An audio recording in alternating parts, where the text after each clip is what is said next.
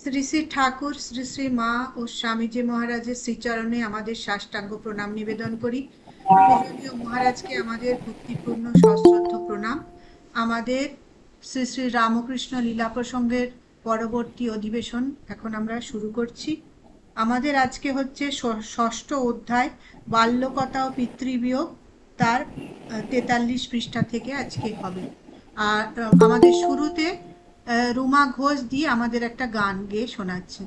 দিদি শুরু কর। প্রণাম মহারাজ, আপনি অনুমতি করলে শুরু করব? হ্যাঁ, শুরু করুন। জয় ঠাকুর, জয় মা, জয় স্বামীজি। রাম কৃষ্ণ রাম কৃষ্ণ ওই নামে মালা জপরে মন।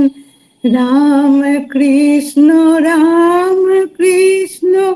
ওই নামে মালা জপরে মন।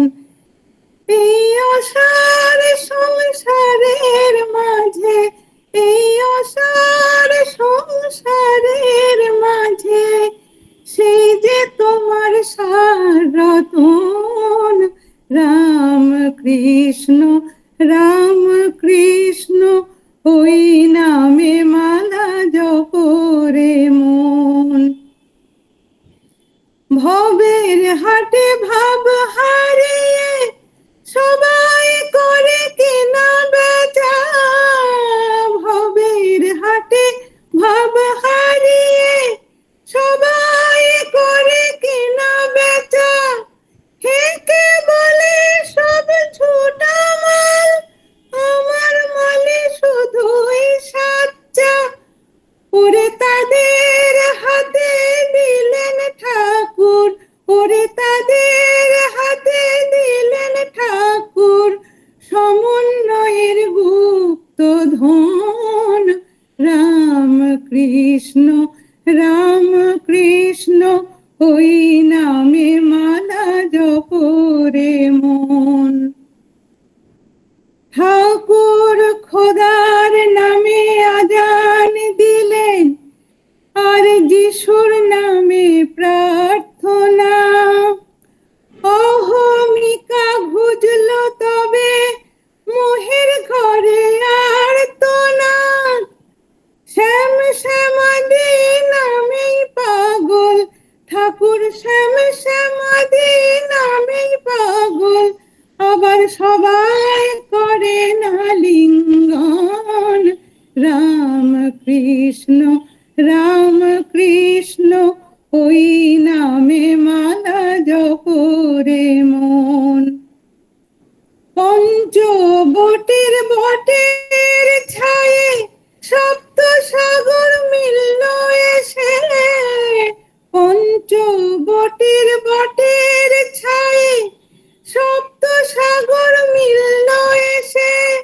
আর যত মত তত পথ সবারই শেষে বিশেষে। মক্কা কাশী জেরুজালেম, আর মক্কা কাশী জেরুজালেম, সেও যে আমার বৃন্দাবন। রাম কৃষ্ণ ওই নামে মালা জপরে মন। জয় রাম কৃষ্ণ ওই নামে মালা জপরে মন। জয় রাম কৃষ্ণ ওই নামে মালা জপরে মন। জয় রাম কৃষ্ণ ওই নামে মালা জপরে মন। এই আশারে সংসারের মাঝে, সেই যে তোমার সার রতন। রাম কৃষ্ণ ওই নামে মালা জপরে মন। বাহ, দারুণ। খুব সুন্দর। মহারাজ আপনি তাহলে শুরু করুন।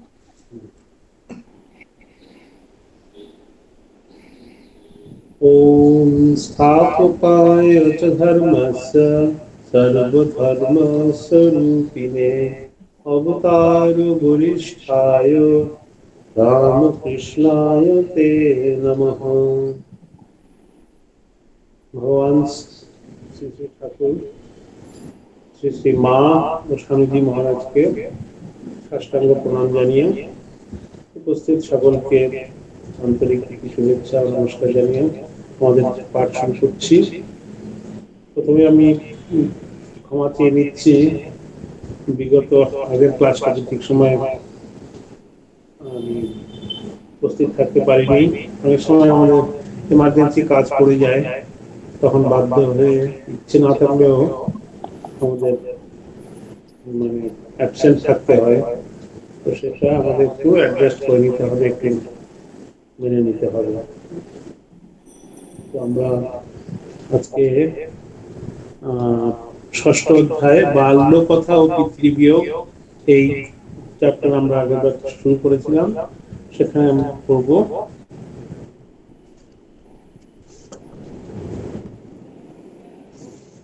আগেরবার আমরা সেকেন্ড প্যারাগ্রাফ পড়েছিলাম না, দিন দিন যাইবার সঙ্গে সঙ্গে এটা হয়ে গেছিল না, তার আগে অব্দি হয়েছিল। অন্নপ্রাশন কালে ধর্মদাস রাহার সাহায্য এই অব্দি হয়েছিল না। হ্যাঁ, তো এটা পড়তে গিয়ে ধর্মদাস রাহার ওটা পড়তে গিয়ে আমাদের পুঁথিতে একটু একটা জায়গাতে পুঁথিতে একটা বিবরণ রয়েছে, এটা একটু পড়ে তারপরে আমরা শুরু করব। আগের দিন পুঁথি থেকে পাঠ হয়েছিল কিনা আমার মনে পড়ছে না।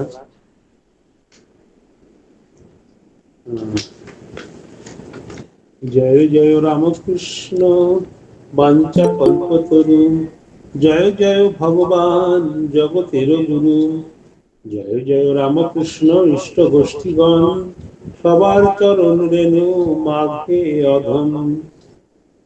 তো এখানে বলছেন, শুভ দিনে ষষ্ঠ মাসে মুখে ভাত পড়ে, আনন্দের নাহিক সীমা ব্রাহ্মণেরও ঘরে, গরিব ব্রাহ্মণ বাড়ি কিন্তু আজি দিনে, সর্বসুচ্চস্য ন্যায্য পেয় পায় চারি বর্ণে, গ্রামের ব্রাহ্মণার যতেক সজ্জাতি, বৈষ্ণব ভিখারি প্রতিবাসী জোলাতাতি, সমভাবে সকলে উদর পুরি খায়, কুলের ঠাকুর রঘুবীরের কৃপায়, আজি আনন্দের স্রোত তথা যাহা বহে, তিলাধু সাধ্য কাহার বিবরীয় কহে, এদিকে দেবান্নে তৃপ্তি হইল উদর, অন্যদিকে মনের প্রাণের তৃপ্তিকর, পরম সুন্দর শিশু রূপেরও আধার, শোভে অঙ্গ রূপে যিনি মণি অলঙ্কার,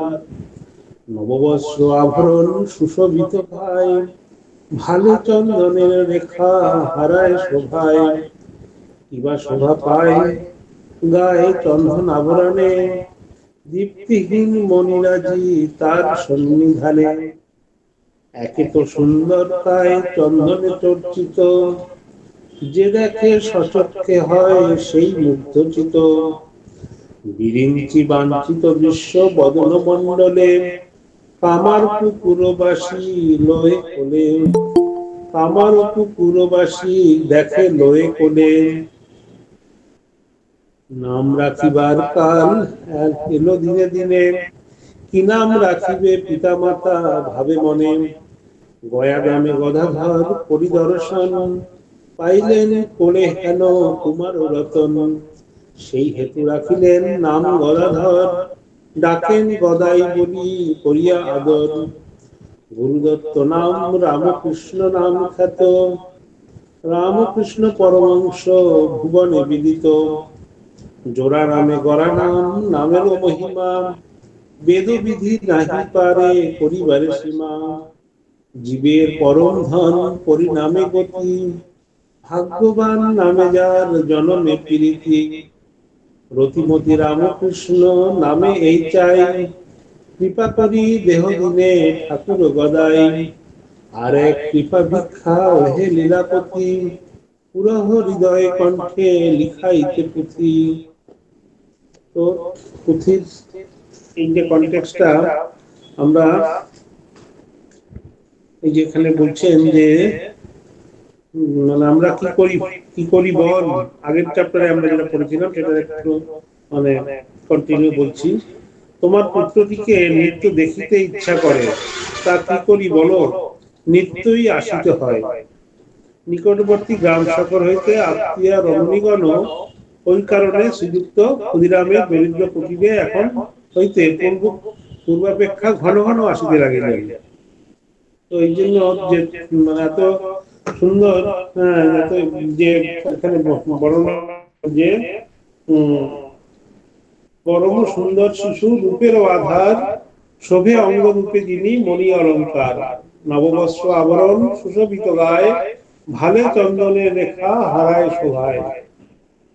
এই যে মানে এত সুন্দর যে ভগবানের রূপ, সেটা দেখার জন্য তাদের কামারপুকুরের যে গ্রামের যে পল্লীবাসী রমণীগণ তারা বলছে কি করব বলো, তোমার ছেলেকে দেখার জন্য তাদের পল্লী রমণীগণ অবসরকালে শ্রীমতী চন্দ্রাকে এখন নিত্য দেখিতে আসিতেন। কারণ জিজ্ঞাসা করলে বলতেন, তোমার পুত্রটিকে নিত্য দেখিতে ইচ্ছা করে, তা কি করি বলো, নিত্যই আসিতে হয়। এই যে একটা অমোঘ টান যে ভগবানের মানে অবতারের উপর, যেটা আমরা দেখলাম এই দাপরে কৃষ্ণ অবতারের, সবাই কৃষ্ণের উপর একটা অমোঘ টান অনুভব করে, ছোটকাল থেকে শুরু করে পরে গোপিনীদের, যে এই যে একটা দুর্বার একটা আকর্ষণ যে ভগবানের একটা দর্শন লাভের জন্য। তো তারাই পরম ভাগ্যবান যারা তখন জন্মগ্রহণ করেছেন এবং তখন তাদের ভগবানের কাছাকাছি যারা থাকতে পেরেছেন। তো আমরা একটু আগে যাব। তো এখানে অন্নপ্রাশনে সবাই খুব আনন্দ করে খাওয়া দাওয়া করেছে, খুব সুন্দর চৈশ্বল্য পেয়েছে আমরা জানলাম। সেটা কাদের জন্য? ধর্মদাস লাহা, প্রতিবেশী যে ধর্মদাস লাহা, তার উদ্যোগেই সমস্ত কিছু হয়েছে। সবাই রঘুবীরের প্রসাদ ভোজনে পরিতৃপ্ত হয়েছে। এইবার দরিদ্র ভিক্ষুক কেউ বাদ যায়নি, সবার একদম দিয়তাম ভোজ্যতাম, সবাই খুব আনন্দ করে ভগবানের অন্নপ্রাশন পালন করেছে। তো এইবার আমরা পরের ইতে যাব, একদম পাঠ করুন। চন্দ্রা দেবীর দিব্য দর্শন শক্তির বর্তমান প্রকাশ। দিন যাইবার সঙ্গে সঙ্গে গদাধরের বাল্য চেষ্টা সমূহ মধুরতর হইয়া উঠিয়া চন্দ্রা দেবীর হৃদয়কে আনন্দ ও ভয়ের পূর্ণ প্রয়াগে পরিণত করিল। পুত্র জন্মিবার পূর্বে যিনি দেবতাদিগের নিকটে কোন বিষয়ে প্রার্থনা করিয়া লইবার জন্য ব্যগ্র হইতেন না, সেই তিনি এখন প্রতিদিন তনয়ের কল্যাণ কামনায় শতবার সহস্রবার জ্ঞাত ও অজ্ঞাতসারে তাহার মাতৃহৃদয়ের সকরুণ নিবেদন তাহাদিগের চরণে অর্পণ করিয়াও সম্পূর্ণ নিশ্চিন্তা হইতে পারিতেন না। ওই রূপে তনয়ের কল্যাণ ও রক্ষণাবেক্ষণ শ্রীমতী চন্দ্রার ধ্যান জ্ঞান হইয়া তাহার ইত্যপূর্বের দিব্য দর্শন শক্তিকে যে এখন ঢাকিয়া ফেলিবে, একথা সহজে বুঝিতে পারা যায়। তথাপি ওই শক্তির সামান্য প্রকাশ তাহাতে এখনো মধ্যে মধ্যে উপস্থিত হইয়া তাহাকে কখনো বিস্ময়ে এবং কখনো বা পুত্রের ভাবী অমঙ্গল আশঙ্কায় পূর্ণ করিত। ওই বিষয়ক একটি ঘটনা, যাহা আমরা অতি বিশ্বস্ত সূত্রে শুনিয়াছি, এখানে বলিলে পাঠক পূর্বোক্ত কথা সহজে বুঝিতে পারিবেন। ঘটনা এইরূপ হইয়াছিল। গদাধরের বয়ঃক্রম তখন 7-8 মাস হইবে। শ্রীমতী চন্দ্রা একদিন প্রাতে তাহাকে স্তন্যদানে নিযুক্ত ছিলেন। কিছুক্ষণ পরে পুত্রকে নিদ্রিত দেখিয়া মশক দংশন হইতে রক্ষা করিবার জন্য তিনি তাহাকে মশারির মধ্যে শয়ন করাইলেন। অনন্তর ঘরের বাইরে যাইয়া গৃহকর্মে মনোনিবেশ করিলেন। কিছুকাল গত হইলে প্রয়োজনবশত ওই ঘরে সহসা প্রবেশ করিয়া তিনি দেখিলেন মশারির মধ্যে পুত্র নাই। তৎস্থলে এক দীর্ঘকায় অপরিচিত পুরুষ মশারি জুড়িয়া শয়ন করিয়া রহিয়াছে। বিষম আশঙ্কায় চন্দ্রা চিৎকার করিয়া উঠিলেন এবং দ্রুতপদে গৃহের বাহিরে আসিয়া স্বামীকে আহ্বান করিতে লাগিলেন। তিনি উপস্থিত হইলে তাহাকে ওই কথা বলিতে বলিতে উভয়ে পুনরায় গৃহে প্রবেশপূর্বক দেখিলেন কেহ কোথাও নাই। বালক যেমন নিদ্রা যাইতেছিল তেমনি নিদ্রা যাইতেছে। শ্রীমতী চন্দ্রার তাহাতেও ভয় দূর হইল না। তিনি পুনঃ পুনঃ বলিতে লাগিলেন, নিশ্চয়ই কোন উপদেবতা হইতে ঐরূপ হইয়াছে, কারণ আমি স্পষ্ট দেখিয়াছি পুত্রের স্থলে এক দীর্ঘাকার পুরুষ শয়ন করিয়াছিল। আমার কিছুমাত্র ভ্রম হয় নাই, এবং সহসা ঐরূপ ভ্রম হইবার কোনো কারণও নাই। অতএব শীঘ্র একজন বিজ্ঞ রোজা আনাইয়া সন্তানকে দেখাও, নতুবা কে জানে এই ঘটনায় পুত্রের কোনো অনিষ্ট হইবে কিনা। শ্রীযুক্ত ক্ষুদিরাম তাহাকে আশ্বাস প্রদান পূর্বক কহিলেন, যে পুত্রের জন্মের পূর্ব হইতে আমরা নানা দিব্য দর্শন লাভে ধন্য হইয়াছি, তাহার সম্বন্ধে এখনো ঐরূপ কিছু দেখা বিচিত্র নহে। অতএব উহা অপদেবতাকৃত এ কথা তুমি মনে কখনো স্থান দিও না। বিশেষত বাটিতে রঘুবীর স্বয়ং বিদ্যমান। উপদেবতা সকল এখানে কি কখনো সন্তানের অনিষ্ট করিতে সক্ষম? অতএব নিশ্চিন্ত হও এবং এ কথা অন্য কাহাকেও আর বলিও না। জানিও রঘুবীর সন্তানকে সর্বদা রক্ষা করিতেছেন। শ্রীমতী চন্দ্রা স্বামীর ঐরূপ বাক্যে তখন আশ্বস্ত হইলেন বটে, কিন্তু পুত্রের অমঙ্গলাশঙ্কার ছায়া তাহার মন হইতে সম্পূর্ণরূপে অপসৃত হইল না। তিনি কৃতাঞ্জলি পুটে তাহার প্রাণের বেদনা সেদিন অনেকক্ষণ পর্যন্ত কুলদেবতা রঘুবীরকে নিবেদন করিলেন। হ্যাঁ, এখানে দুটো ঘটনা আছে। একে থেকে একটু বলে নিই।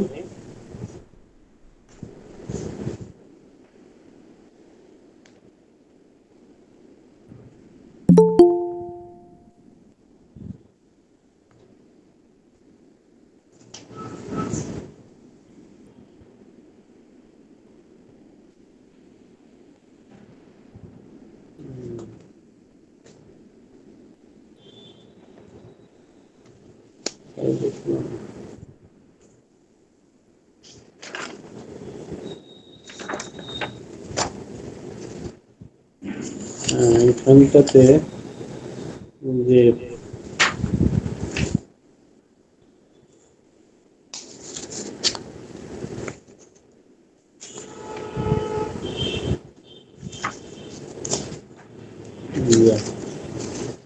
হারিয়ে গেল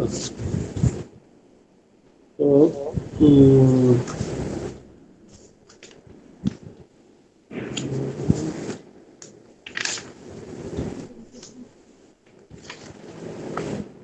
এই হ্যাঁ, তার আগেরটা ঘটনা ঘটিল এক অতি অদ্ভুত।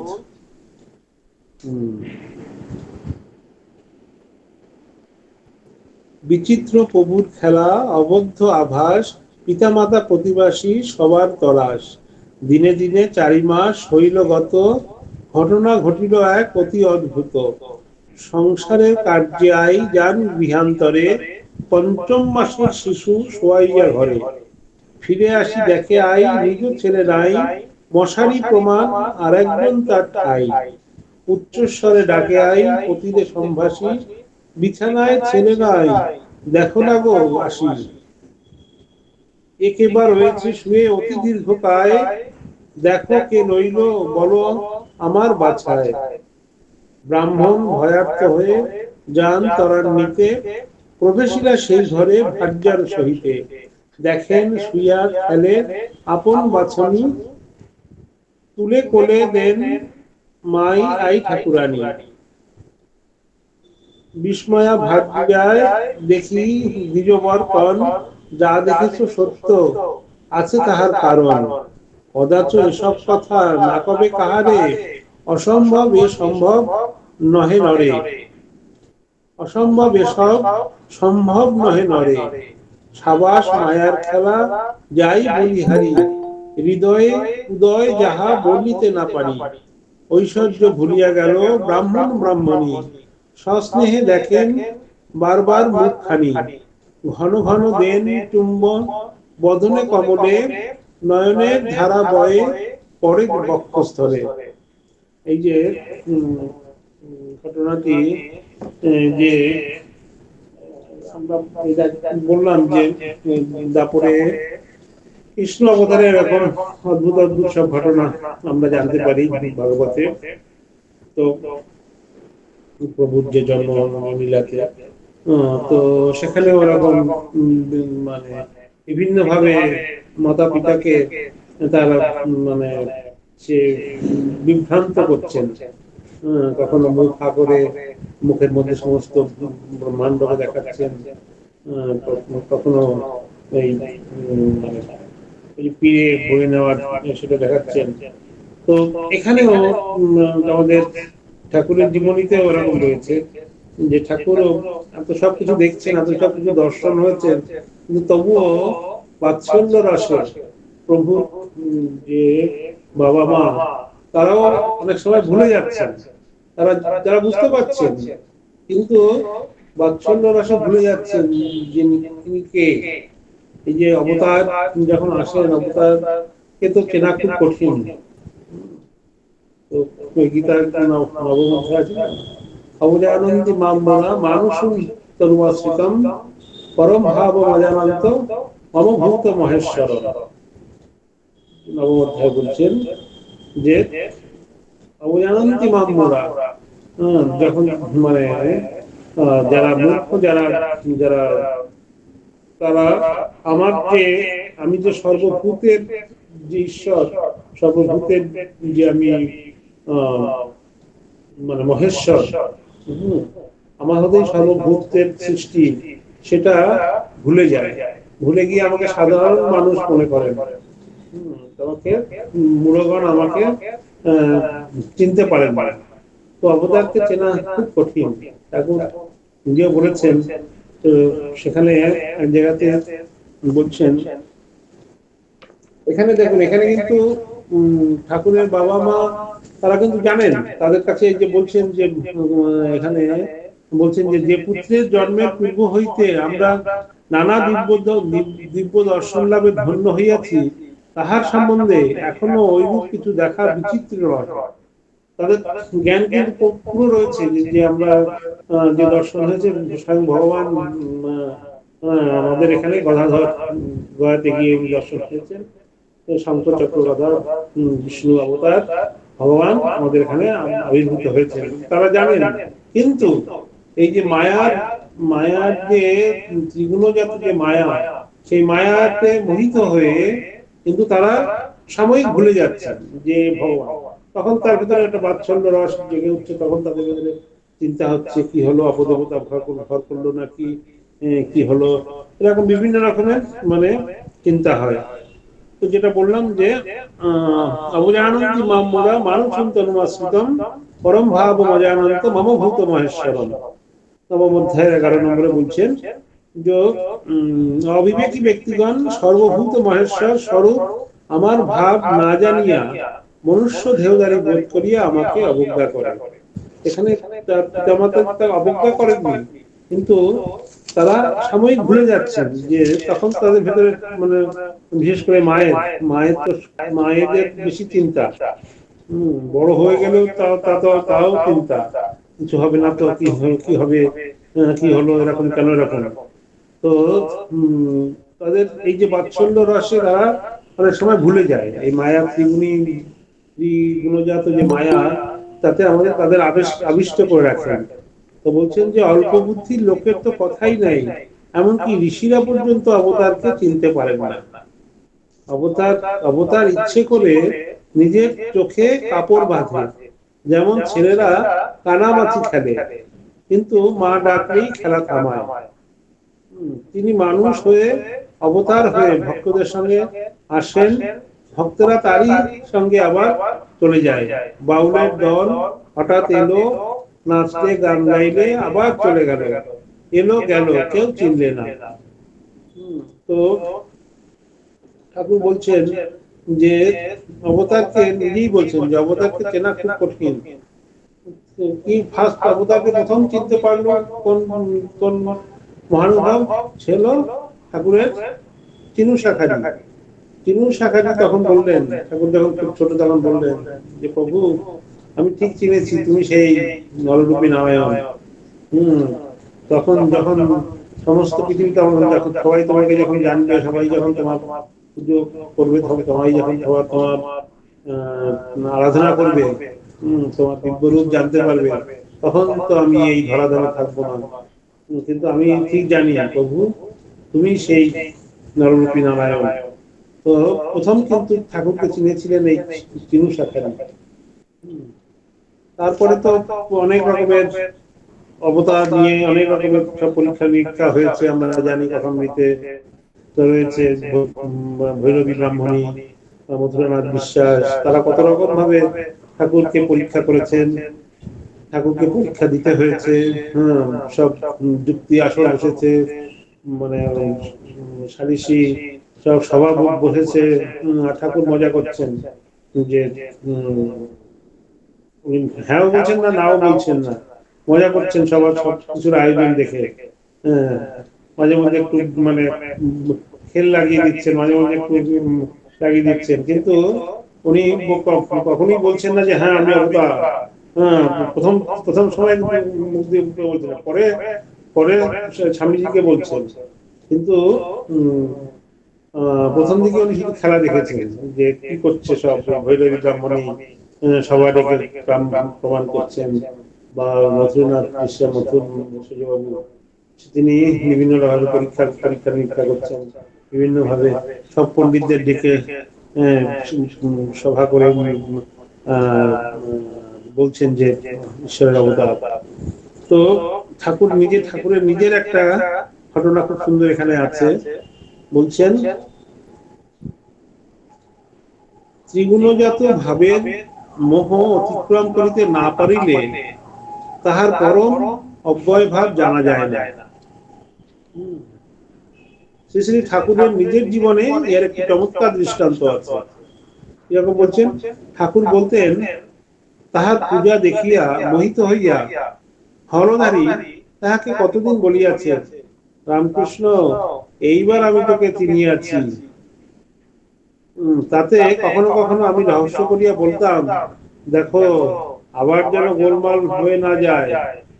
সে বলতো এবার আর তোর এবার আর তোর ফাঁকি দেবার জো নেই, তোতে নিশ্চয়ই ঈশ্বরীয় আবেশ আছে, এবার একেবারে ঠিকঠাক বুঝিয়াছি। তার ভিতরে যে ঈশ্বরের আবেশ আছে, যে ভগবানের অংশ স্বরূপ, তো সেটা সে বুঝে গেছে। ঠাকুরও মজা করে বলছে, দেখো পরে আবার কিন্তু উড়িয়ে দিও না, পরে আবার যেমন গোল হয় না। হ্যাঁ, বলছে না আর গোল হবে না, এবার আর ফাঁকি দেবার জন্য আমি এবার ঠিক ধরেছি। শুনিয়া বলিতাম আচ্ছা ঠিক আছে, দেখা যাবে। ঠাকুর তো মজা করতে ভালোবাসতেন। অনন্তর মন্দিরের দেব সেবা সম্পূর্ণ করিয়া একটি নস্য লইয়া হলধারী যখন শ্রীমদ্ ভাগবত গীতা বা অধ্যাত্ম রামায়ণাদি শাস্ত্র বিচার করিতে বসিত, তখন অভিমানে ফুলিয়া উঠিয়া একেবারে অন্য লোক হইয়া যাইত। এই যে এই যে যখন আমাদের এই পণ্ডিতি, আমাদের এই শাস্ত্র আলোচনা যখন একটা অহংকারের মানে একটা বিষয় হয়, তখন মানে মনে হয় যেন এসবের দরকার নেই, যে যা কিছু এগুলো করে যদি আমার ভেতরে অহংকার বাড়ে। এই যে বলছেন ভাগবত গীতা বা অধ্যাত্ম রামায়ণের যে শাস্ত্র বিচার করে একটি নস্য লইয়া বিচার করতে বসলো, তখন তার অভিমানে ফুলিয়া উঠল। তো আমাদের আমাদের ভেতরে অনেকে দেখা যায় খুব ভালো সুন্দর মানে শ্লোক বলছে, খুব লেকচার দিচ্ছে, খুব হচ্ছে, আর যত করছে আর যত সব মানে শ্রোতারা ভক্তরা খুব বাহবা দিচ্ছে, তত আমাদের ভেতরে অভিমানে ফুলে উঠছে, আমি কি একটা বড় বক্তা হয়ে গেছি, আমি খুব একটা বড় সবকিছু জেনে গেছি, সব সবকিছু আমি জানি। এই যে এটা, এই যে যে আমাদের যে শাস্ত্র পড়লে বা এই গীতা অধ্যায়নাদি পড়লে যে আমাদের অহংকার নাশ হবে, আমাদের ভিতরে ভক্তিভাব জাগরুক হবে, আমরা আরো ভগবানের কাছে যেতে পারবো। জ্ঞান মিশ্রিত ভক্তি আমার ভেতরে হবে, তো আমি সেই ভক্তি দিয়ে আমি ভগবানের নিকটে যেতে পারবো। সেটা না করে যখন এটা অন্যরকম হবে, আমার ভেতরে অহংকার হয়ে যাবে, আমি অনেক কিছু জেনেছি, অনেক কিছু বুঝেছি, অনেক কিছু মানে বলতে পারি, অনেক কিছু বোঝাতে পারি, হ্যাঁ, তো এই ভিতরে আমার উল্টে আমার ভিতরে যখন অহংকার অভিমান আসবে, তখন কিন্তু সেই শাস্ত্র চর্চা বা সেই অধ্যয়নাদি আমাদের কিন্তু উপকারের বদলে অপকার হয়ে যাবে। আমরা দেখতে পাই, চোখ খুলে দেখতে পাই, আমি অনেক ক্লাস করি, আমি এই বিদেশে ওই মহারাজে ক্লাস করি, বিদেশে ওই করি, কিন্তু তাদের মানে নেগেটিভ আমাদের বলা উচিত না, বলতে নেই, কিন্তু অনেক সময় প্র্যাকটিক্যালি চলে আসে। কিন্তু তাদের যে ডে টু ডে যে তাদের যে ব্যবহারিক যে জীবনযাপন, তাতে কিন্তু সেই যে তিনি যে এত ক্লাস করছেন, এত পড়ছেন, এত কিছু জানছেন, এত কিছু শিখছেন, সেটা তার ব্যবহারিক জীবনে, তার প্র্যাকটিক্যাল জীবনে কিন্তু প্রকাশ পায় না। অহরহ মিথ্যে কথা বলছেন, অহরহ মানে স্বার্থ সিদ্ধি করছেন, স্বার্থ ছাড়া চলছেন না, মানে নিজের অহংকার কথায় কাজে প্রকাশ করছেন। তাহলে আমার শাস্ত্র চর্চা করে লাভ কি হলো? তাহলে আমার এত ক্লাস আছে, ক্লাস করে লাভ কি হলো? যদি আমার ভিতরে যদি অহংকার প্রকাশ পায়, আমি যদি অহংকারকে যদি আমি কমাতে না পারি, আমার জীবন যদি কোনো জীবনে যদি আমি যা শিখলাম তা যদি জীবনে কাজে লাগাতে না পারি, তাহলে আমার এত কিছু পড়ে, এত কিছু জেনে, এত কিছু লাভটা কি? তাহলে তো আমার উপর যে জানে না, যে পড়েনি, তার তার জীবনযাত্রা অনেক ভালো। সে সে অত বেশি মিথ্যে কথা বলে না, সে অত বেশি অহংকার প্রকাশ করে না, তার ভেতরে কোনো কপটতা নেই। তার ভিতরে অহংকার প্রবেশ করতে পারেনি। ভগবান তো বলছে না, ভগবান মন দেখেন। ভগবান অন্তর্যামী, তিনি মন দেখেন, কার মনে কতটুকু ভাব বৈরাগ্য আছে সেটা ভগবান দেখেন। তো এই যে এখানে চট করে যে বলে উঠলেন যে অভিমানে ফুলিয়া উঠিয়া একেবারে অন্য লোক হয়ে যাইত, আমি তখন সেখানে উপস্থিত হইয়া বলিতাম, তুমি শাস্ত্রে যা যা পড়ছো সেসব অবস্থা আমার উপলব্ধি হয়েছে, আমি ওসব কথা বুঝতে পারি। শুনিয়াই সে বলিয়া উঠিত, হ্যাঁ, তুই গণ্ড মূর্খ, তুই আবার এসব কথা বুঝবি? আমি বলিতাম, নিজের শরীর দেখাইয়া, সত্য বলছি, এর ভেতরে যে আছে সে সকল কথা বুঝিয়ে দেয়। এই যে তুমি কিছুক্ষণ পূর্বে বললে ইহার ভিতর ঈশ্বরীয় শক্তি আছে, সেই সকল কথা বুঝিয়ে দেয়। হলদারি ওই কথা শুনিয়া গরম হইয়া বলিত, যা যা মূর্খ কোথাকার, কলিতে কল্কি ছাড়া আর ঈশ্বরের অবতার হবার কথা কোন শাস্ত্রে আছে? তুই উন্মাদ হয়েছিস, তাই ওইরূপ ভাবিস। হাসিয়া বলিতাম, এই যে বলছিলে আর গোল হবে না, কিন্তু সে কথা তখন শোনে কে? এরূপ একদিন আর দিন নয়, অনেক দিন হইয়াছিল। পরে একদিন সে দেখিতে পাইল, ভাবাবিষ্ট হইয়া বস্ত্র ত্যাগ পূর্বক বৃক্ষের উপরে বসিয়া আছি, এবং বালকের ন্যায় তদবস্থায় মূত্র ত্যাগ করিতেছি। সেই দিন হইতে সে একেবারে পাক্কা করিল, স্থির নিশ্চয় করিল, আমাকে ব্রহ্ম ধরতে পাইয়াছে। এই দেখুন ভগবানের লীলা। ভগবান কিন্তু তাকে প্রথমে চেষ্টা করলো তাকে বোঝানো, কিন্তু যখন সে বুঝলো না, যখন সে তার ওই যে শ্রীমদ ভাগবত গীতা অধ্যাত্ম রামায়ণাদি পাঠ করে তার একদম বুক ফুলে গেল, তার অভিমানে তার বুক ফুলে গেল, তখন সে বোঝানোর চেষ্টা করলো, একটু আগে যে কথা বললো যে না আর ভুল হবে না, আমি ঠিক বুঝেছি যে তোর ভেতরে ঈশ্বরীয় আবেশ আছে, কিন্তু আর কিছুতেই সে বলছে না, তুই গণ্ডমূর্খ, তুই পরিশ্রী, তুই আবার এসব হবে। তখন কি করলো ঠাকুর, কিন্তু তাকে মানে ঘোল খাওয়ানোর জন্য ওরকম করলো, মানে গাছের উপরে উঠে বসলেন, ওখানে থেকে মূত্র ত্যাগ করলেন, এইসব দেখে বুঝলেন যে এর মাথা একেবারে গেছে, ব্রহ্মদৈত্য পেয়েছে বলে তার মানে অভিমানের এটাকে সাপোর্ট করে দিলেন। তার ভিতরে যে ঈশ্বরীয় আবেশ আছে এটা তিনি চেপে রাখলেন, বুঝতে দিলেন না। কেন বুঝতে দিলেন না? কারণ তার ভেতরে অভিমান হয়েছে। তার ভেতর দেখতে পেয়েছি যে ওইসব শাস্ত্র পড়ে তার ভেতরে অভিমান হয়েছে, যে অভিমান একবার চলে গেছিল, আবার এইসব করে তার অভিমান হয়েছে। সেই জন্য ঠাকুরও তার সঙ্গে একটু লীলা করলেন, তাকে মানে নিজের তার কাছে ধরা দিলেন না। তো এইভাবে ভগবান আমাদের সাথে বিভিন্ন ভাবে মানে লীলা করেন, যাতে আমরা না বুঝতে পারি। যখন উনি দেখেন যে হ্যাঁ ঠিক ঠিক মানে ওদের এক বৈরাগ্য আছে, তখন উনি ধরা দেন। এই যে বলছে ত্রিগুণজাত মোহে অভিভূত হয়ে, ত্রিগুণ যাতে কি সত্য রজতম, এই ত্রিগুণের যে মায়া মোহ, এটার মধ্যে যতক্ষণ আমরা থাকবো ততক্ষণ আমরা আমাদের এই ভগবানের উপরে আমাদের টান হবে না, ভগবানকে আমরা চিনতে পারবো না। কাছে এসে ধরা দিলেও আমরা বুঝতে পারবো না যে আমরা ইনি ভগবান। 10 বার ভগবান নিজে থেকে বলছে যে তুমি তো বলছিলে এখানে, কিন্তু তাও ওই যে মায়া, ত্রিগুণ মায়ার মধ্যে পড়ে গেলেন। সেই মায়ার মধ্যে পড়ে গেলে, সেই মোহের মধ্যে পড়ে গেলে আমরা কিন্তু ভগবানকে আর চিনতে পারবো না।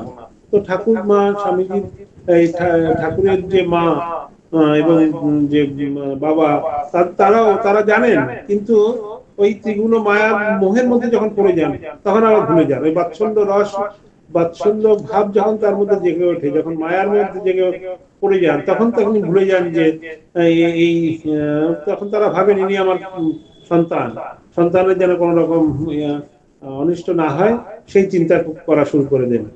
কিন্তু তাদের ভিতরে কিন্তু পূর্ণ জ্ঞান রয়েছে, তারা কিন্তু বুঝতে পারছেন। এই যে ক্ষুদিরাম চট্টোপাধ্যায় উনি বলছেন যে আমরা যে দর্শনাদি পেয়েছি এটা কোনো অপদেবতাকৃত না, আর স্বয়ং রঘুবীর আমাদের গৃহে পূজিত, এখানে কি করে অপদেবতা আসে?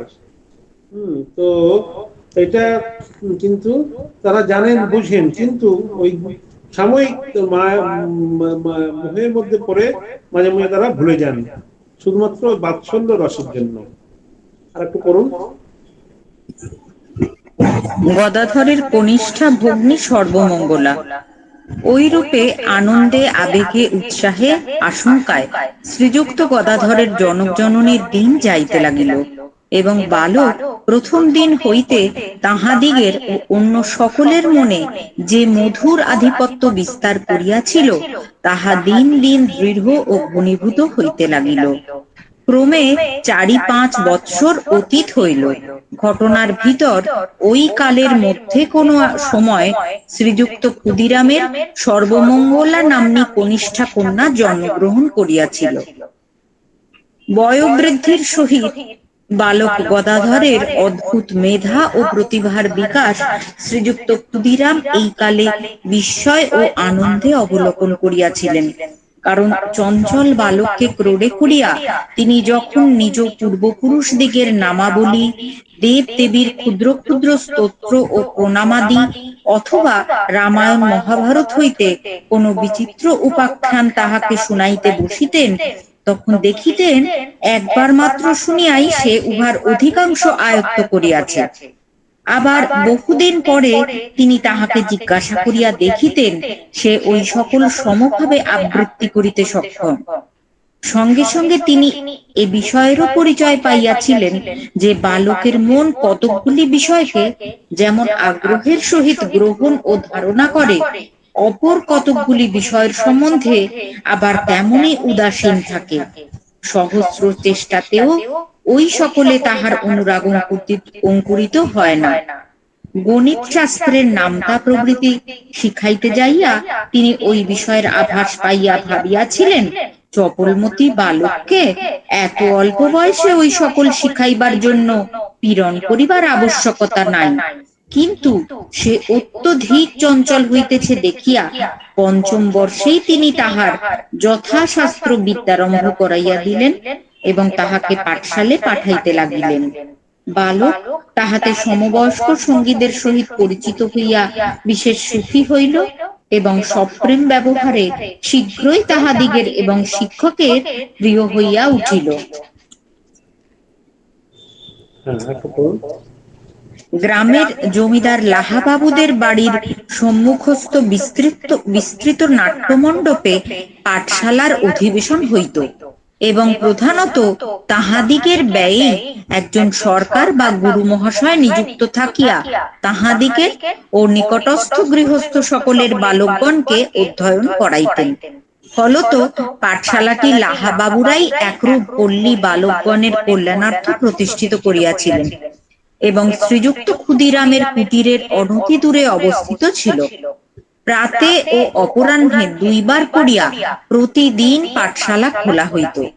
ছাত্রগণ প্রাতে আসিয়া 2-3 ঘণ্টা পাঠ করিয়া স্নানাহার করিতে যে যাহার বাটিতে চলিয়া যাইত এবং অপরাহ্নে 3-4 ঘটিকার সময় পুনরায় সমবেত হইয়া সন্ধ্যার পূর্ব পর্যন্ত পাঠাভ্যাস করিয়া গৃহে প্রত্যাগমন করিত। গদাধরের ন্যায় তরুণ বয়স্ক ছাত্রগণের অবশ্য এত অধিক কাল পাঠাভ্যাস করিতে হইত না, কিন্তু তথায় হাজির থাকিতে হইত। সুতরাং পাঠের সময় পাঠাভ্যাস করিয়া তাহারা সেখানে বসিয়া থাকিত এবং কখনো বা সঙ্গীদিগের সহিত ওই স্থানের সন্নিকটে ক্রীড়ায় রত হইত। পাঠশালার পুরাতন ছাত্রেরা আবার নূতন ছাত্রদিগকে পাঠ বলিয়া দিত এবং তাহারা পুরাতন পাঠ নিত্য অভ্যাস করে কিনা তদ বিষয়ে তত্ত্বাবধান করিত। এইরূপে একজন মাত্র শিক্ষক নিযুক্ত থাকিলেও পাঠশালার কার্য সুচারুরূপে চলিয়া যাইত। গদাধর যখন পাঠশালায় প্রথম প্রবেশ করে তখন শ্রীযুক্ত যদুনাথ সরকার তথায় শিক্ষক রূপে নিযুক্ত ছিলেন। উহার কিছুকাল পরে তিনি নানা কারণে ওই কার্য হইতে অবসর গ্রহণ করেন এবং শ্রীযুক্ত রাজেন্দ্রনাথ সরকার নামক এক ব্যক্তি তাহার স্থলাভিষিক্ত হইয়া পাঠশালার কার্যভার গ্রহণ করিয়াছিলেন। বালকের জন্মিবার পূর্বে তাহার মহৎ জীবনের পরিচয় স্বরূপে শ্রীযুক্ত ক্ষুদিরাম যে সকল অদ্ভুত স্বপ্ন ও দর্শনাদি লাভ করিয়াছিলেন সেই সকল তাহার মনে চিরকালের নিমিত্ত দৃঢ়াঙ্কিত হইয়া গিয়াছিল। সুতরাং বালক সুলভ চপলতায় সে এখন কোনরূপ অশিষ্টাচরণ করিতেছে দেখিলেও তিনি তাহাকে মৃদুবাক্যে নিষেধ করা ভিন্ন কখনো কঠোরভাবে দমন করিতে সক্ষম হইতেন না। কারণ সকলের ভালোবাসা পাইয়াই হোক বা নিজ স্বভাব গুণেই হোক, তাহাতে তিনি এখন সময়ে সময়ে অনাশ্রবতার পরিচয় পাইয়াছিলেন। কিন্তু ওই জন্য অপর পিতামাতা সকলের ন্যায় তাহাকে কখনো তাড়না করা দূরে থাকুক, তিনি ভাবিতেন উহাই বালককে ভবিষ্যতে বিশেষ রূপে উন্নত করিবে। ঐরূপ ভাবিবার যথেষ্ট কারণও বিদ্যমান ছিল, কারণ তিনি দেখিতেন দুরন্ত বালক কখনো কখনো পাঠশালায় না যাইয়া সঙ্গীগণকে লইয়া গ্রামের বহির্ভাগে ক্রীড়ায় রত থাকিলে অথবা কাহাকেও না বলিয়া নিকটবর্তী কোন স্থলে যাত্রাগান শুনিতে যাইলেও যখন তাহা ধরিত তাহা সম্পন্ন না করিয়া ক্ষান্ত হইত না। মিথ্যা সহায়ে নিজকৃত কোন কর্ম কখনো ঢাকিতে প্রয়াস পাইত না এবং সর্বোপরি তাহার প্রেমিক হৃদয় তাহাকে কখনো কাহারও অনিষ্ট সাধন করিতে প্রবৃত্ত করিত না। ঐরূপ হইলেও কিন্তু এক বিষয়ের জন্য শ্রীযুক্ত ক্ষুদিরাম কিছু চিন্তিত হইয়াছিলেন। তিনি দেখিয়াছিলেন হৃদয় স্পর্শ করে এমন ভাবে কোনো কথা না বলিতে পারিলে উহা বিধি বা নিষেধ যাহাই হোক না কেন বালক উহার কিছুমাত্র গ্রহণ করা দূরে থাকুক সর্বদা তদ বিপরীতাচরণ করিয়া বসে। উহা তাহার সকল বিষয়ের কারণ জিজ্ঞাসার পরিচায়ক হইলেও সংসারের সর্বত্র বিপরীত রীতির অনুষ্ঠান দেখিয়া তিনি ভাবিয়াছিলেন কেহই বালককে ঐরূপ সকল বিষয়ের কারণ নির্দেশ করিয়া তাহার কৌতূহল পরিতৃপ্ত করিবে না এবং তজ্জন্য অনেক সময় তাহার সদ্বিধি সকল মান্য না করিয়া চলিবার সম্ভাবনা। এই সময়ের একটি ক্ষুদ্র ঘটনায় শ্রীযুক্ত ক্ষুদিরামের মনে বালকের সম্বন্ধে পূর্বোক্ত চিন্তা সকল উদিত হইয়াছিল, এবং এখন হইতেই তিনি তাহার মনের ঐরূপ প্রকৃতি বুঝিয়া তাহাকে সতর্কভাবে শিক্ষা প্রদান করিতে আরম্ভ করিয়াছিলেন। ঘটনাটি ইহাই। শ্রীযুক্ত ক্ষুদিরামের বাটির একরূপ পার্শ্বেই হালদার পুকুর নামক সুবৃহৎ পুষ্করিণী বিদ্যমান। পল্লীর সকলে উহার স্বচ্ছ সলিলে স্নান পান ও রন্ধনাদি কার্য করিত। অবগাহনের জন্য স্ত্রী ও পুরুষদিগের নিমিত্ত দুইটি বিভিন্ন ঘাট নির্দিষ্ট ছিল। গদাধরের ন্যায় তরুণ বয়স্ক বালকেরা স্নানার্থ স্ত্রী লোকদিগের জন্য নির্দিষ্ট ঘাটে অনেক সময় গমন করিত। দু চারিজন বয়সের সহিত গদাধর একদিন ওই ঘাটে স্নান করিতে আসিয়া জলে উল্লঙ্ঘন সন্তরণাদি দ্বারা বিষম গণ্ডগোল আরম্ভ করিল। উহাতে স্নানের জন্য সমাগতা স্ত্রীলোকদিগের অসুবিধা হইতে লাগিল। সন্ধ্যাহ্নিক কর্মে নিযুক্তা বর্ষীয়সী রমণীগণের অঙ্গে জলের ছিটা লাগায় নিষেধ করিয়াও তাহারা বালকদিগকে শান্ত করিতে পারিলেন না। তখন তাহাদিগের মধ্যে একজন বিরক্ত হইয়া তাহাদিগকে তিরস্কার করিয়া বলিলেন, তোরা এ ঘাটে কি করতে আসিস? পুরুষদিগের ঘাটে যাইতে পারিস না? এ ঘাটে স্ত্রীলোকেরা স্নানান্তে পরিদেহ বসনাদি ধৌত করে, জানিস না? স্ত্রীলোকদিগকে উলঙ্গিনী দেখিতে নাই? গদাধর তাহাকে জিজ্ঞাসা করিলেন, কেন দেখিতে নাই? তিনি তাহাতে সে বুঝিতে পারে এমন কোন কারণ নির্দেশ না করিয়া তাহাকে অধিকতর তিরস্কার করিতে লাগিলেন।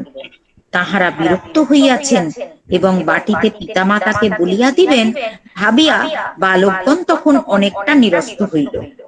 গদাধর কিন্তু উহাতে মনে মনে অন্যরূপ সংকল্প করিল। সে 2-3 দিন রমণীগণের স্নানের সময় পুষ্করিণীর পাড়ে বৃক্ষের আড়ালে লুকায়িত থাকিয়া তাহাদিগকে লক্ষ্য করিতে লাগিল। অনন্তর পূর্বোক্ত বর্ষীয়সী রমণীর সহিত সাক্ষাৎ হইলে তাহাকে বলিল, পরশু 4 জন রমণীকে স্নানকালে লক্ষ্য করিয়াছি, কাল 6 জনকে এবং আজ 8 জনকে ঐরূপ করিয়াছি, কিন্তু কই আমার তো কিছুই হইল না। বর্ষীয়সী রমণী তাহাতে শ্রীমতী চন্দ্রাদেবীর নিকট আগমন পূর্বক হাসিতে হাসিতে ওই কথা বলিয়া দিলেন। শ্রীমতী চন্দ্রা তাহাতে গদাধরকে অবসরকালে নিকটে পাইয়া মিষ্টবাক্যে বুঝাইয়া বলিলেন, ঐরূপ করিলে তোমার কিছু হয় না, কিন্তু রমণীগণ আপনাদিগকে বিশেষ অপমানিতা জ্ঞান করেন। তাহারা আমার সদৃশা, তাহাদিগকে অপমান করিলে আমাকেই অপমান করা হয়। অতএব আর কখনো ঐরূপে তাহাদিগের সম্মানের হানি করিও না। তাহাদিগের ও আমার মনে পীড়া দেওয়া কি ভালো? বালকও তাহাতে বুঝিয়া তদবধি ঐরূপ আচরণ আর কখনো করিল না। হ্যাঁ, এখানে দেখুন আমাদের কিন্তু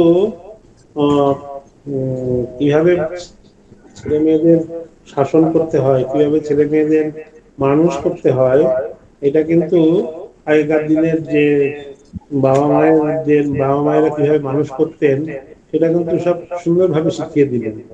আমরা কি করি, মানে ছোট থেকেই একটা কঠোর শাসন করতে থাকি।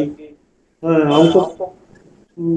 অঙ্কে যে অঙ্ক ভালো লাগে না, ভালো না লাগলেও কি আছে, ভালো আমি অঙ্কে ভালো পাইনি, আমি অঙ্কে ফার্স্ট ক্লাস পাইনি, তোমাকে অঙ্কে ফার্স্ট ক্লাস পেতে হবে। আমাদের যে চাহিদা, আমাদের যে ইচ্ছা অনিচ্ছাটা, সেটা আমাদের সন্তানের উপরে আমরা জোর করে চাপিয়ে দিয়েছি।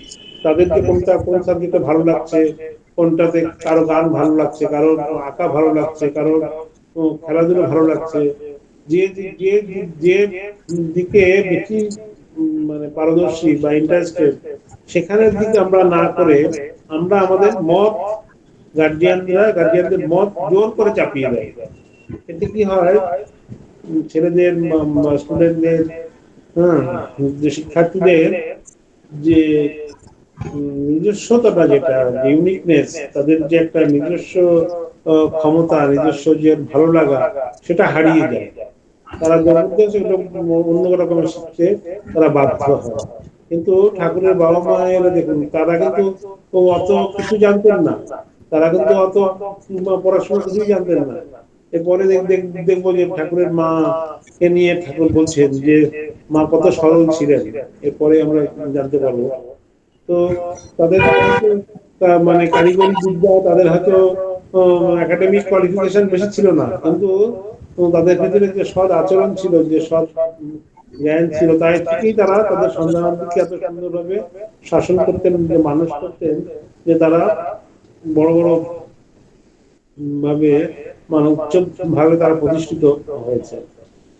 তো এইখানে যে সন্তানদের যে আদর করে ভালো করে তাদের বুঝিয়ে বলতে হবে, তাদের জাস্টিফিকেশন করতে হবে, তাদের মানে যুক্তি দিয়ে বোঝাতে হবে তুমি যে কাজটা করছো সেই কাজটা কিন্তু ঠিক হচ্ছে না। হম এই যে বলছেন যে তুমি সব মাতৃজাতির ভেতরে আমি রয়েছি, তো তুমি অন্য মাতৃজাতিকে তুমি যদি অপমান করো, তাহলে সেটাকে আমাকেই অপমান করা হয়। তুমি কি চাও যে তোমার মা অপমানিত হোক, তোমার মা কে কেউ অশ্রদ্ধা করুক, এটা কি তুমি চাও? এই যে যখন তাকে বুঝিয়ে বলা হলো, হম যে তুমি যেটা করছো তাতে তোমার কোনো অসুবিধা হচ্ছে না, কিন্তু মায়ের মাতৃজাতিকে তুমি অসম্মান করছো, এবং সেটা মাতৃজাতিকে অসম্মান করা মানে আমি তোমার মাই সমস্ত মাতৃজাতির মধ্যে রয়েছে, তো তাকে অন্য মাতৃজাতিকে অসম্মান করা মানে তোমার মা নিজের মাকে অসম্মান করা। এই যে এরকম ভাবে যে সুন্দরভাবে বুঝিয়ে দেওয়া যদি কেউ দেয়, তাহলে কি আমাদের এই সমাজে এত যে আমরা চারিদিকে যে দেখি নারী নির্যাতন, চারিদিকে যে আমরা দেখি যে মেয়েদের উপর অত্যাচার, কত রকম ভাবে অত্যাচার হচ্ছে, আমরা মানে কিছু জানি, কিছু খোঁজ পাই, কিছু খোঁজ পাই না, খবরের কাগজে আসে, সোশ্যাল মিডিয়াতে আসে, অনেক কিছুই আমরা খোঁজ রাখি না। কিন্তু যদি এরকম ভাবে যদি বাড়িতে ছোটবেলাতে যদি বাবা মা এরকম ভাবে যুক্তি দিয়ে হম সুন্দরভাবে যদি তাদের বোঝানো, তাদের ভেতরে যদি একবার এই ভাবটা ঢুকিয়ে দিতে পারে, তাহলে কিন্তু তারা আজীবন সেই ভাব কিন্তু তারা ধরে রাখে, এবং তারা কখনোই কোনো স্ত্রী জাতিকে তারা অপমান করবে না, তারা অশ্রদ্ধা করবে না। এটা কিন্তু আমাদের এই সন্তানাদি মানুষ করার জন্য ওনারা একটা সুন্দর একটা লেসন একটা শিখিয়ে দিলেন। তারপরে বলছেন এই যে আর একটা যেটা খুব সুন্দর কথা বলছেন, যে কখনো কিন্তু যে মিথ্যা সহায়ে নিজকৃত কোনো কর্ম কখনো ঢাকিতে প্রয়াস পাইত না, সর্বোপরি তাহার প্রেমিক হৃদয়ে তাহাকে কখনো কারো অনিষ্ট সাধন করিতে প্রবৃত্ত করিত না। এগুলো কিন্তু খুব দৈবী গুণ। আমরা গীতার যে ১৬শ অধ্যায় যদি আমরা যখন পাঠ করবো, তখন দেখতে পারবো যে দৈবাসুর সম্পদ বিভাগ যোগ আছে। তো দৈবী গুণ গুলো কি কি রয়েছে, যে আমার দ্বারা কখনো কোনো অনিষ্ট হবে না, আমিও কাউকে কোনো অনিষ্ট করবো না, আর আমাকেও কেউ কোনো অনিষ্ট করবে না। তস্মাৎ ন দ্বিয়তে লোকান ন দ্বিয়তে তেজ হর্ষামর্ষ ভয়োদ্বেগৈ মুক্ত যশা তবে প্রিয়। মানে আমাকেও আমি কেউ টেনশন দেবে না, আর আমিও কাউকে টেনশনে ফেলবো না। তস্মাৎ ন দ্বিয়তে লোক, আমার দ্বারা কেউ উদ্বিগ্ন হবে না, আবার আমিও কাউকে উদ্বিগ্ন করবো না। এই যে এটা আমাদের পরম পূজ্যপাদ বোধিসত্ত্ব মহারাজ, ওনাকে জিজ্ঞাসা করা হয়েছিল যে গীতার ৭০০ শ্লোকের মধ্যে কোন শ্লোকটা আপনার খুব মোস্ট ফেভারিট, তখন উনি এই শ্লোকটার কথা বলছিলেন যে আমার কাছে সবাই নির্দ্বিধায় আসতে পারবে, আমার কাছে আসতে কারণ কোনো মানে ভয় হবে না, নির্দ্বিধায় anyone can come anyone can proceed to me. তো আবার আমিও কাউকে ভয় পাবো না, আমার ভয় পাওয়ার কি আছে? আমিও মানে সবার কাছে নির্ভয়ে যেতে পারবো। কাউকে কখনো আমি মানে উদ্বিগ্ন করব না, ভয়ের কারণ হবো না। যে তারপরে বলছেন যে যে হর্ষ অমর্ষ, যে যখন যখন আনন্দ দুঃখের যিনি সমান থাকতে পারেন, সেই আমার প্রিয় ভক্ত, সেই আমার প্রিয় ভক্ত। তো এই যে ভগবান এখানে বলছেন, তো এখানেও যে যে আমরা যে লাইনটার কথা আমরা আলোচনা করলাম, যে তার সর্বোপরি তাহার প্রেমিক হৃদয় তাহাকে কখনো কারো অনিষ্ট সাধন করবে না, এত ছোট বয়সেও কিন্তু উম, মানে আমরা দেখেছি যে ঠাকুর, বাচ্চারা আছে না, ওই এখন বর্তমানে দেখা যায় বাচ্চারা চোখে মুখে মিথ্যে কথা বলে, দুষ্টুমি করে, মানে হ্যাঁ, অস্বীকার করে, হ্যাঁ, এই ধুমধাম মেরে দিল। এই আমাদের স্কুলে ইংলিশ মিডিয়াম স্কুলগুলোতে আমরা দেখি, সব বাচ্চাগুলো ফ্যান গুলো লাগিয়েছে, ফ্যান গুলোকে করে ব্লেড গুলোকে সে একটা মানে পদ্ম ফুলের মতো করে দিল, সুইচ বোর্ড গুলোকে মেরে ভেঙে দিল, টিউবলাইট গুলোকে করে দিল, মানে একদম চঞ্চল, একদম মানে ফেরোসাস টাইপের।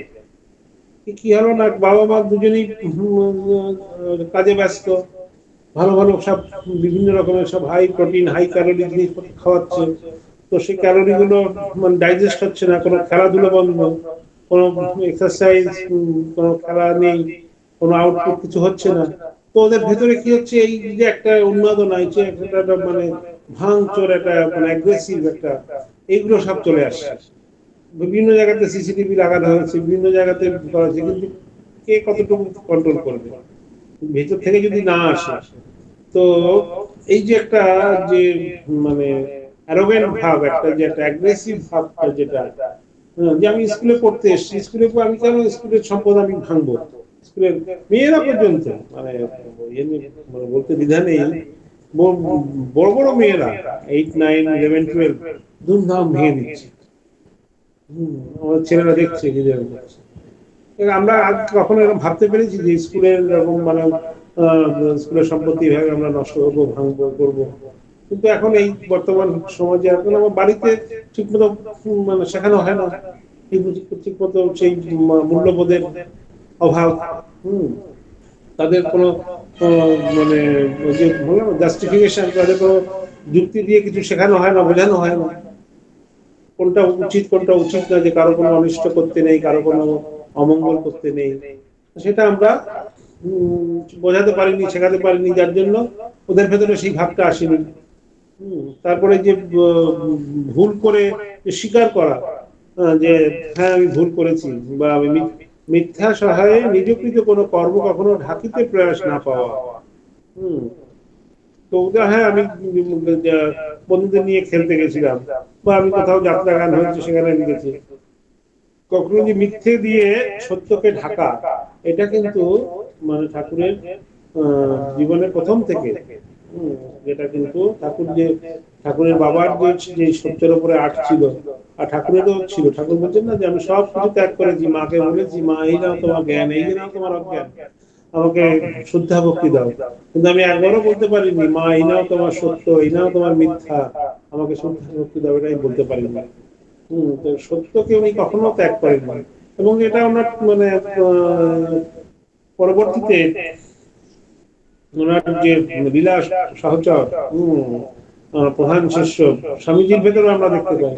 স্বামীজির ছোটকালে ওরকম, স্বামীজি প্রচন্ড মানে দুরন্ত ছিল, বাবা মা দিদি তাদের একেবারে নাজেহাল করে রেখেছে, এমন দুষ্টুমি করতেন যে তাকে ধরে বেঁধে রাখতে হতো, ওপরে আটকে রাখতে হতো, কিন্তু ওপর থেকে ও আটকে রেখেছে, ওখান থেকে হচ্ছে মানে জানালা দিয়ে শুয়ে মারছে, ভিখিরিদের জামা কাপড় দিয়ে দিচ্ছে, সব খাবার দিয়ে দিচ্ছে, সব করছে।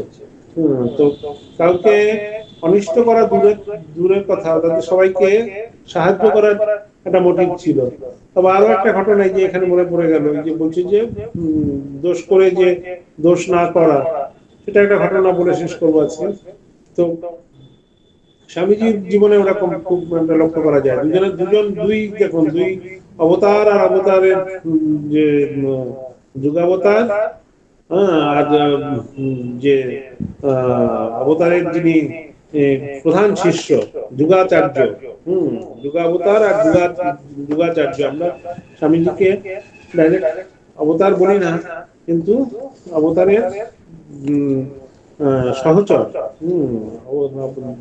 আচার্য, যুগাচার্য বলা হয় স্বামীজিকে। তো সে তার জীবনে কিন্তু ঠিক একই রকম রয়েছে। ক্লাসের মধ্যে স্বামীজি তো অদ্ভুত মেধা শক্তি ছিল, একটু আগে আমরা পড়েছি যে ঠাকুরের মধ্যে যা শুনতেন, ঠাকুরের বাবা একবার যেটা শুনতেন সেটাই তার ভেতরে তার মনে গেঁথে যেত। তো স্বামীজির জীবনেও তাই, একবার যেটা শুনতেন উনি একদম মানে সেটা তার মেমোরিতে একদম সেভ হয়ে যেত।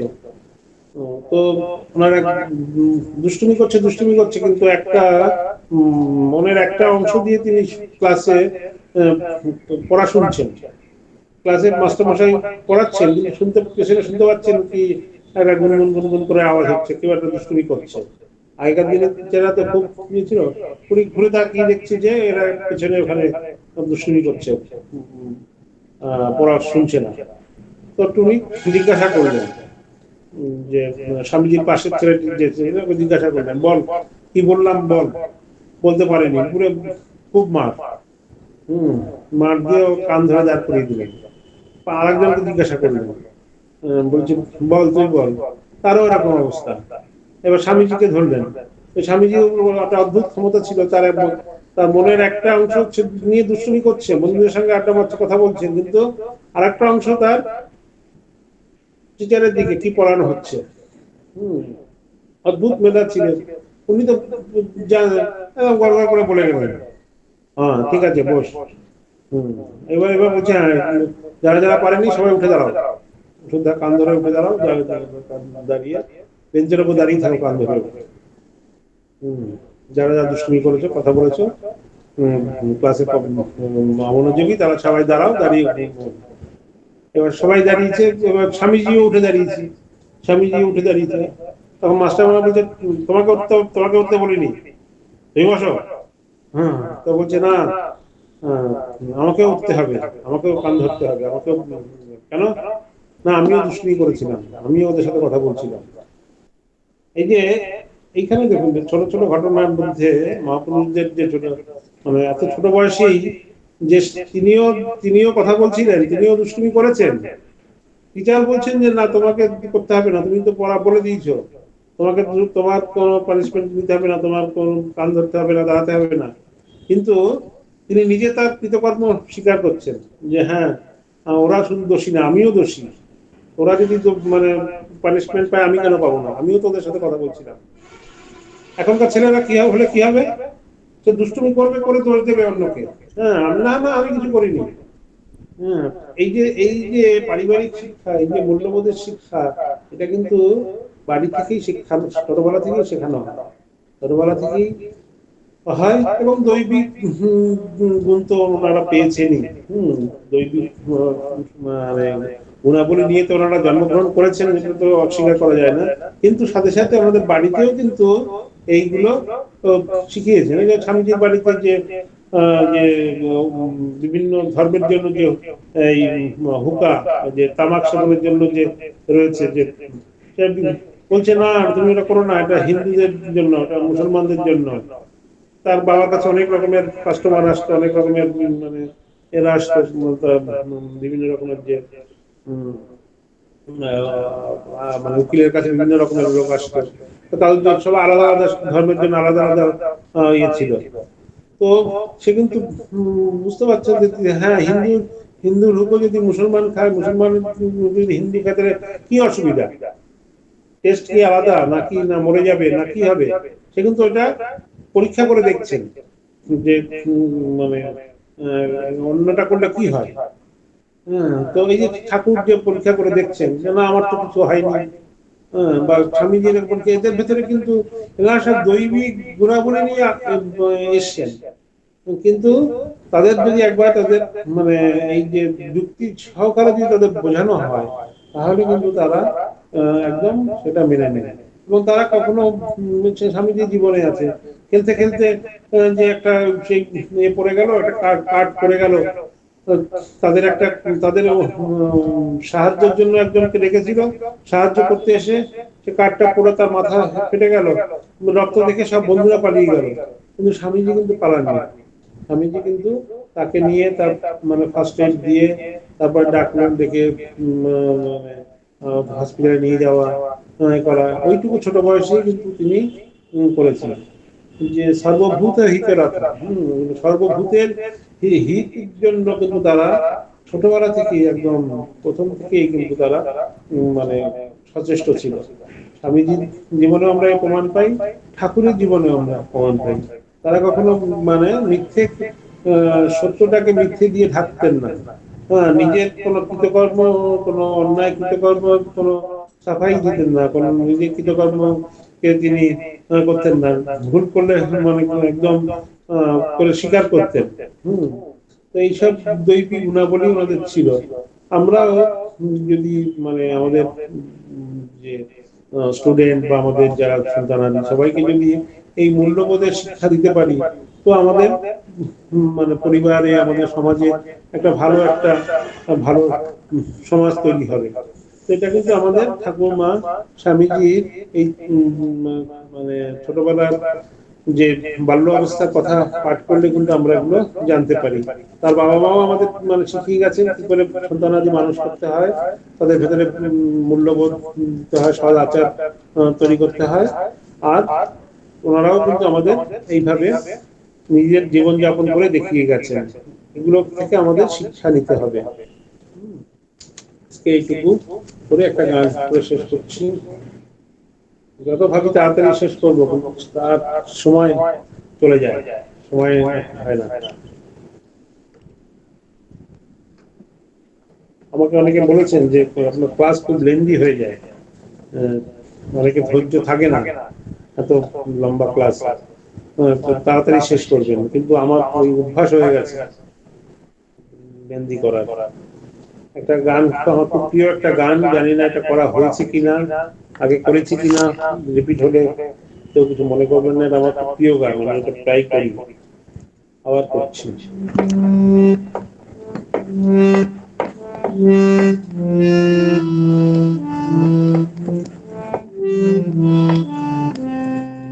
মাঝে নার আমি আছি, ভাবনা কি আছে আমার, মাঝে নার আমি আছি, ভাবনা কি আছে আমার, মায়ের হাতে খাই পড়ি আমি, মায়ের হাতে খাই পড়ি, মা নিয়েছে আমার ভাই, মা আছে না আমি আছি, ভাবনা কি আছে আমার,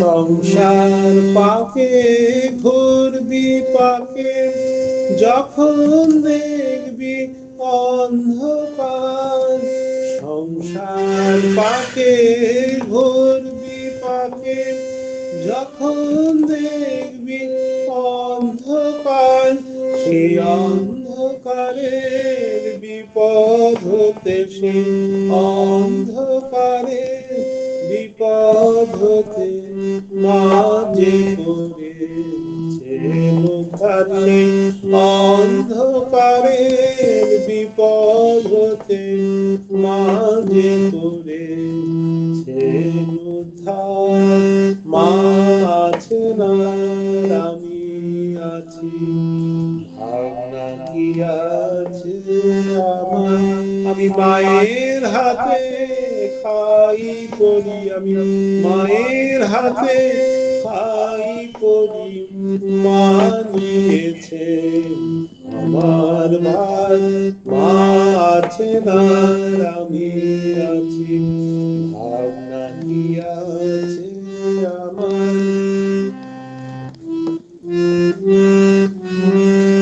ভুলে থাকি তবুও দেখি, ভুলে না মা একটি বার, ভুলে থাকি তবুও দেখি, ভুলে না মা একটি বার, স্নেহের আধার মাঝে আমার বড়, স্নেহের আধার মাঝে আমার, আমি নিজে মায় আমার বড়, স্নেহের আধার মাঝে আমার, স্নেহের আধার মাঝে আমার, আমি নিজে মায় আমার, মা আছে না আমি আছি, ভাবনা কি আছে আমার।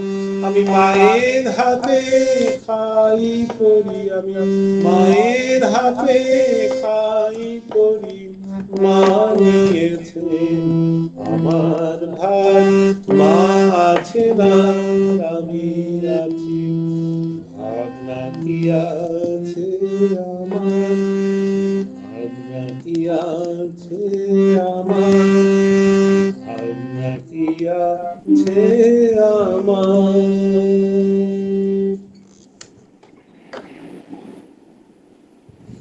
সবাইকে আন্তরিক শ্রদ্ধা নমস্কার জানিয়ে আজকে আমাদের পাঠ এখানে শেষ করছি।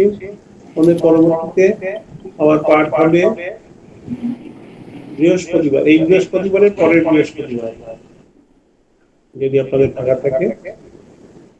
16 তারিখ, 16 তারিখ। 16 তারিখ, হ্যাঁ হ্যাঁ হ্যাঁ, আচ্ছা, ঠিক আছে, 15 তারিখ পয়লা বৈশাখ, তারপরে 16 তারিখ। খুব ভালো। আচ্ছা, ঠিক আছে। ঠিক আছে। ওম শান্তি শান্তি শান্তি।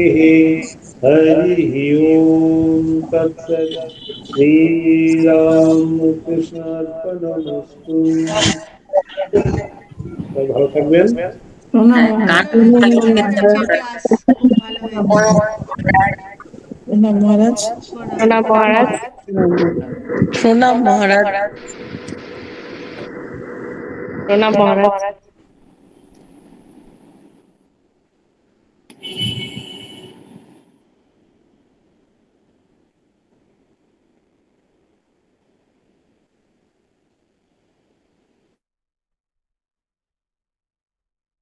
ঠিক আছে, সবাইকে অনেক ধন্যবাদ।